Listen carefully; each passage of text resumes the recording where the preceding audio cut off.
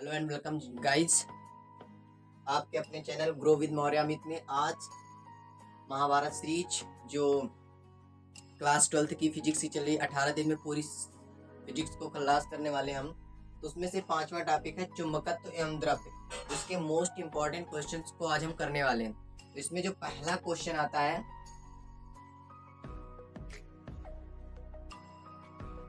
दिक्पात कोण। आगे बढ़ने से पहले एक छोटी सी रिक्वेस्ट है कि अगर आपको वीडियो अच्छा लग रहा हो तो आप चैनल को सब्सक्राइब कर लो, वीडियो को लाइक कर दो और ज़्यादा से ज़्यादा लोगों तक इस वीडियो को शेयर कर देना। तो दिक्पात कोण क्या होता है, सबसे पहले बात करेंगे हम कुछ टर्म्स की। चुंबकीय उत्तर, भौगोलिक उत्तर, चुंबकीय उत्तर, भौगोलिक उत्तर। देखो, अगर कोई भी चुंबकीय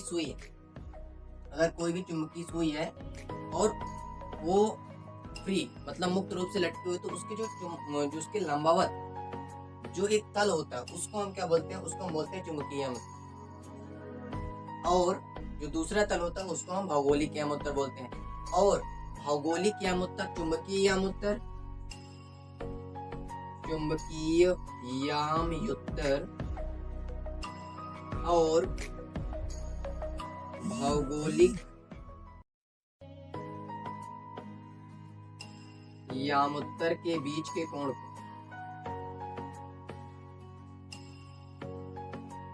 दिक्पात कोण कहते हैं।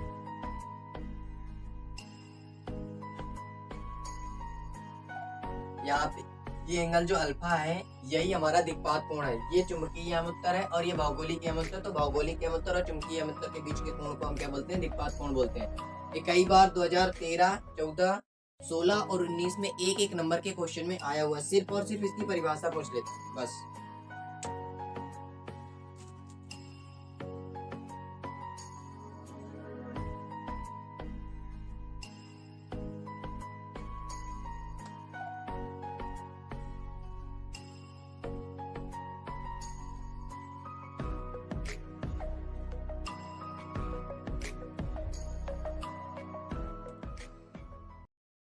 दूसरा क्वेश्चन आता है नमन कोण, या इसी को हम नति कोण भी बोलते हैं। ये क्वेश्चन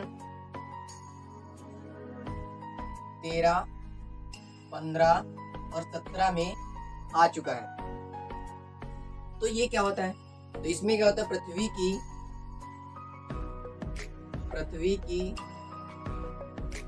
चुंबकीय क्षेत्र की दिशा, जो पृथ्वी की चुंबकीय क्षेत्र की दिशा होती है और क्षैतिज दिशा के बीच के कोण को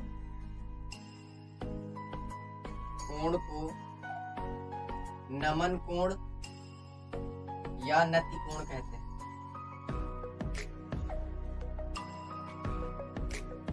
अगर ये चुंबकीय सुई है तो क्षैतिज के साथ इसका जितना एंगल होगा उसको हम बोलेंगे नमन कोण या नति कोण। अब अगर नमन कोण या नति कोण की बात करते हैं तो दो आते हैं, एक हमारे होता है पोल्स यानी ध्रुवों पर और दूसरा होता है निरक्ष पर। तो ध्रुवों पर जो होता है, ध्रुवों पर 90 डिग्री होता है और निरक्ष पर 0 डिग्री होता है। ध्रुवों पर इसकी वैल्यू 90 डिग्री होती है, निरक्ष पर 0 डिग्री होती है। और ध्रुवों पर जो जी का मान होता है वो बढ़ता है और निरक्ष पर 0 का मान जो जी का मान होता है वो घट जाता है।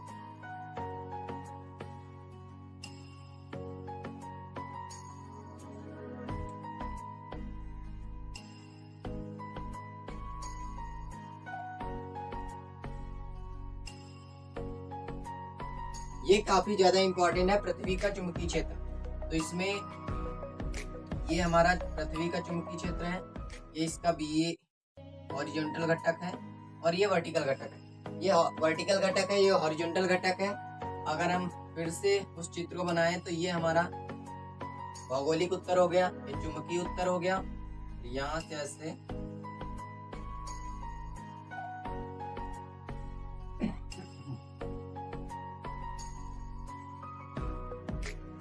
तो ये हमारा क्या होता है, चुंबकीय उत्तर हो गया। ये क्या होता है, भौगोलिक उत्तर हो गया। ये चुंबकीय उत्तर हो गया, ये भौगोलिक उत्तर हो गया। तो ये बीवी ये बी एच और ये बी। बी क्या है? ये होता है अर्थ की मैग्नेटिक फील्ड, यानी पृथ्वी का मैग्नेटिक जो चुंबकीय क्षेत्र। ये क्या होता है? उसका ऊर्ध्वाधर घटक, ये ऊर्ध्वाधर घटक और ये क्षैतिज घटक। तो पृथ्वी के चुंबकीय क्षेत्र का अगर हमें निकालना है क्षैतिज घटक, क्षैतिज घटक इसको हम बोलते हैं बी एच। हॉरिजॉन्टल हॉरिजॉन्टल जो घटक होता है तो उसको हम बी एच बोलेंगे। तो बी एच क्या हो जाएगा? B E cos theta. अगर हम बात करते हैं ऊर्ध्वाधर घटक की, ऊर्ध्वाधर घटक क्या होता है? तो ये होता है बी वी, इसको लिखेंगे बी ई साइन थीटा।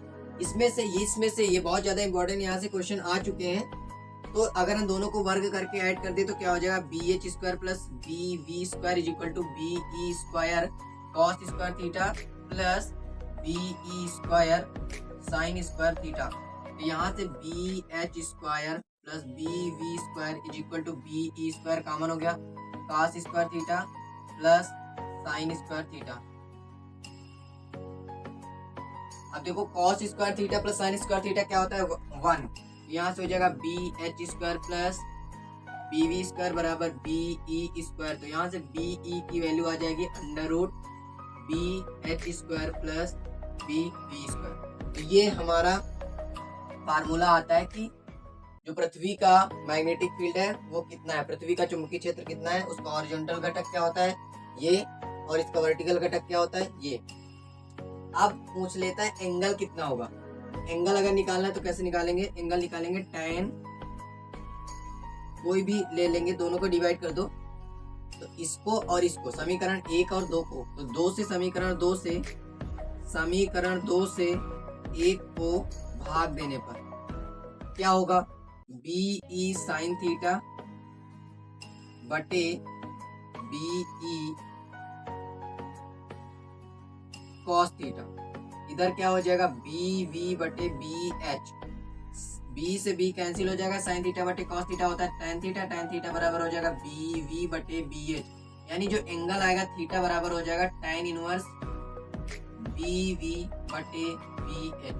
ये हमारा आएगा जो पृथ्वी का चुंबकीय क्षेत्र होता है उसमें जो एंगल होगा रिजल्टेंट के साथ, इसका जो एंगल होगा वो कितना होगा?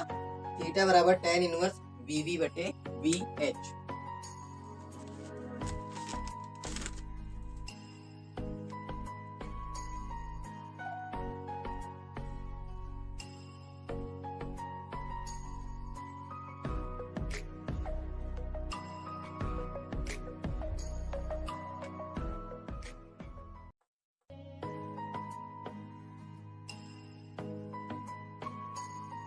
इसके बाद बात हम करें तो इसमें इंपॉर्टेंट चीज आती है चुंबकन तीव्रता।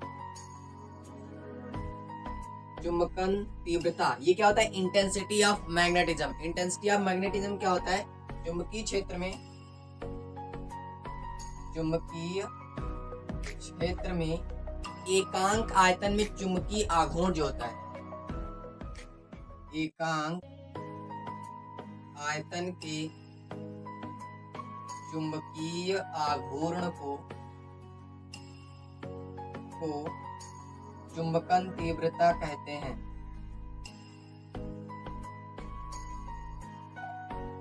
इसे H वेक्टर से, चुंबकन तीव्रता को I वेक्टर से प्रदर्शित करते हैं।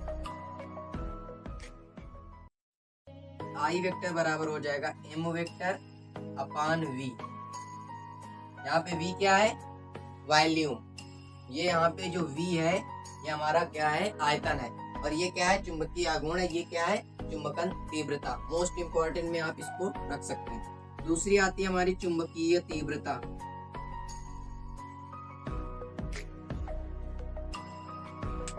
चुंबकीय तीव्रता क्या होता है?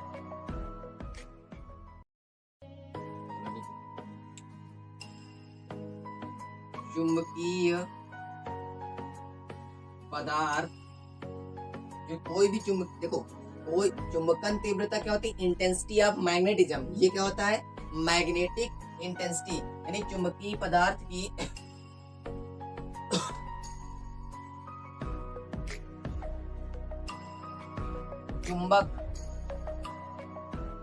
चुंबकीय पदार्थ की किसी चुंबक को किसी चुंबक को चुंबकित करने की क्षमता।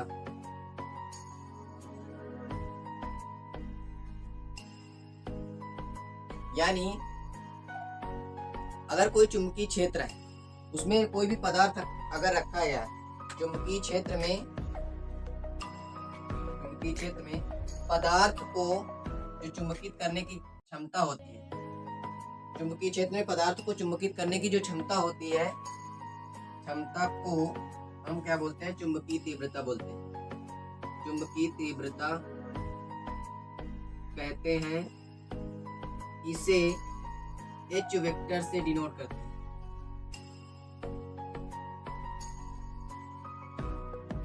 H वेक्टर बराबर होता क्या है?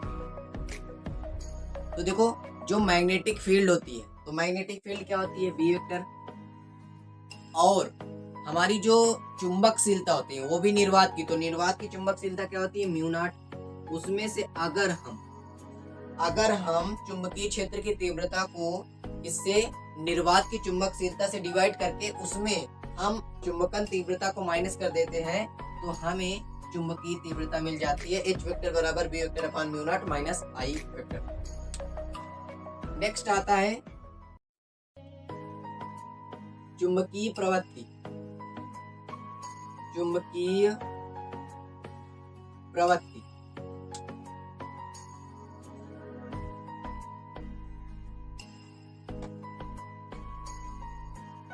तो चुंबकीय प्रवृत्ति क्या होती है? चुंबकन तीव्रता तथा चुंबकीय तीव्रता के अनुपात को, चुंबकन तीव्रता तथा चुंबकीय तीव्रता के अनुपात को क्या बोलते हैं? चुंबकीय प्रवृत्ति बोलते हैं। चुंबकीय प्रवृत्ति कहते हैं। इसे काई एम से प्रदर्शित करते हैं। अगर आपको वीडियो अच्छा लग रहा है तो वीडियो को लाइक कर दो और चैनल को सब्सक्राइब कर लो। तो चुंबकीय प्रवृत्ति क्या होती है? ये सबसे ज्यादा इंपॉर्टेंट क्वेश्चन यही है कि जो चुंबकन तीव्रता हमने पढ़ी, चुंबकन एकांक आयतन में जो चुंबकीय आघूर्ण होता है उसको हम क्या बोलते हैं?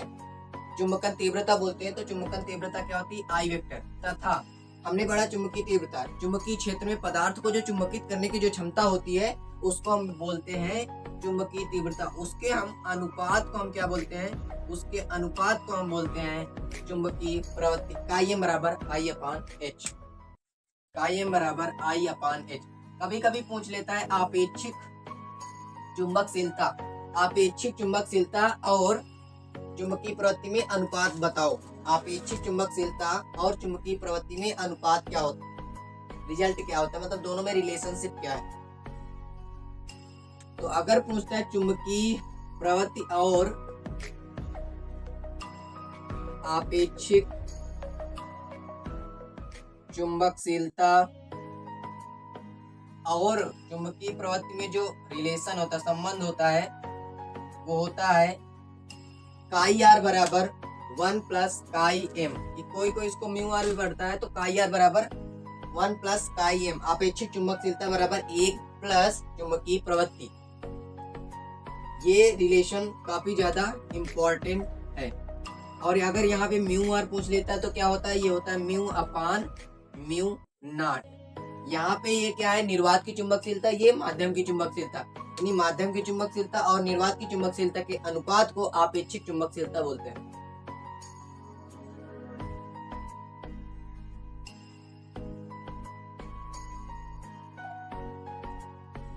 अब बात करते हैं कुछ पदार्थों की, प्रतिचुंबकीय पदार्थ, अनुचुंबकीय पदार्थ और लौह चुंबकीय पदार्थ। तो प्रतिचुंबकीय पदार्थ क्या होते हैं?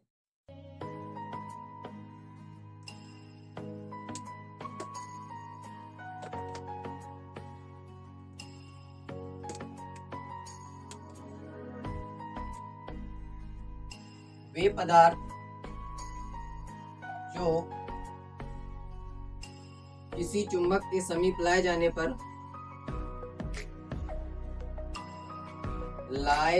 पर तनिक प्रतिकर्षित होते हैं।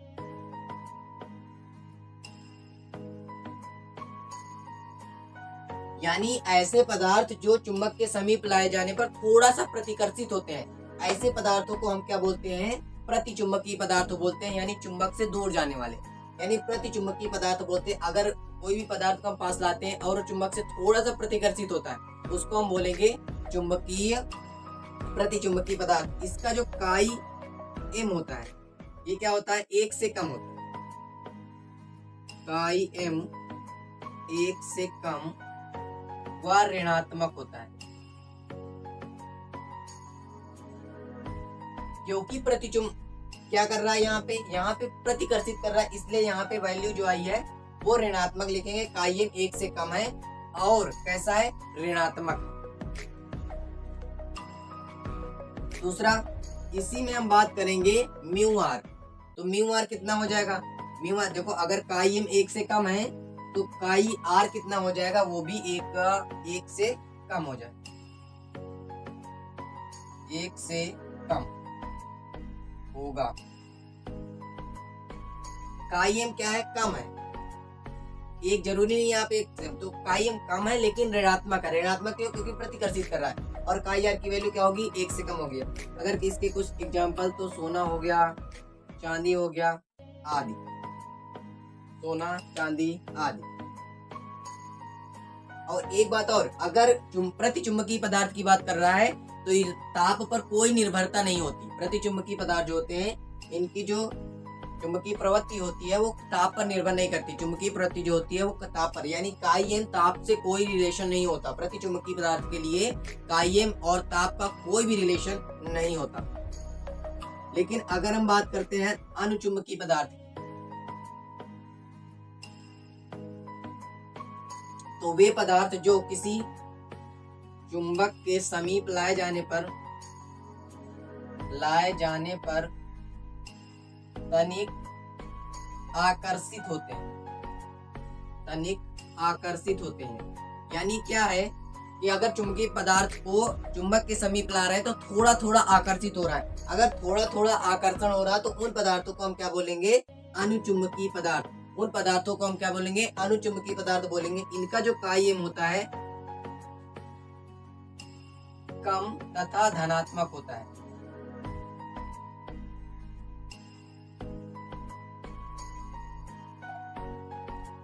अब यहाँ पे काई एम की वैल्यू कम तो है लेकिन धनात्मक है। क्यों? क्योंकि यहाँ पे आकर्षण हो रहा है। भले वो बहुत कम हो रहा है लेकिन यहाँ पे आकर्षण हो रहा है, इसलिए काई एम की वैल्यू कैसी होगी? धनात्मक। अब बात करते हैं काई आर की वैल्यू। काई आर की वैल्यू क्या होगी? 1 से अधिक होगी। काई आर का मान 1 से अधिक होता है। लेकिन अब एक बात आती है कि यहाँ पे ताप का, ये जो काई एम है, इसका क्या कोई ताप पे प्रभाव पड़ने वाला है? तो हाँ, इसका ताप पे प्रभाव पड़ने वाला है। ये ताप के कैसी होती है? इनवर्सली प्रोपोर्शनल होती है। और यहाँ से काई एम की वैल्यू आ जाती है C/C। यानी, और यहाँ पे C क्या होता है? क्यूरी नियतांक होता है।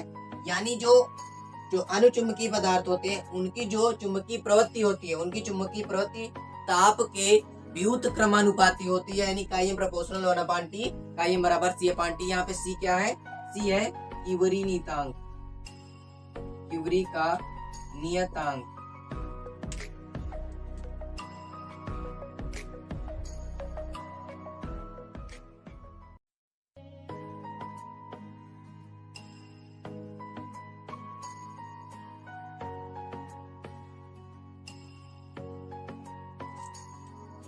अब बात करते हैं लौह चुंबकीय पदार्थ की।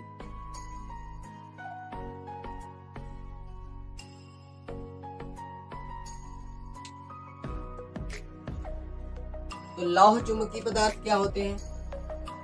वे पदार्थ जो चुंबक के समीप लाए जाने पर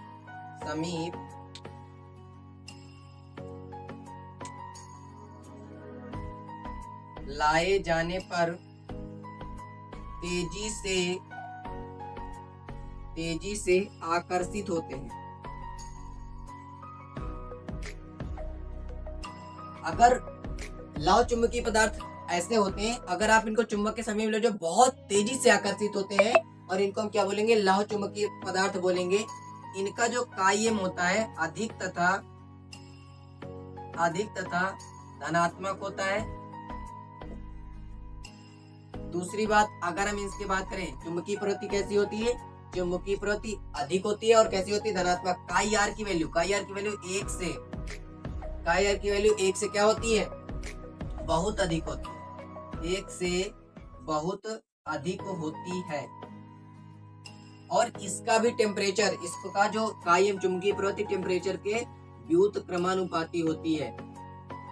इसका भी जो चुंबकीय प्रवृत्ति होती है वो टेम्परेचर के कैसे होती है?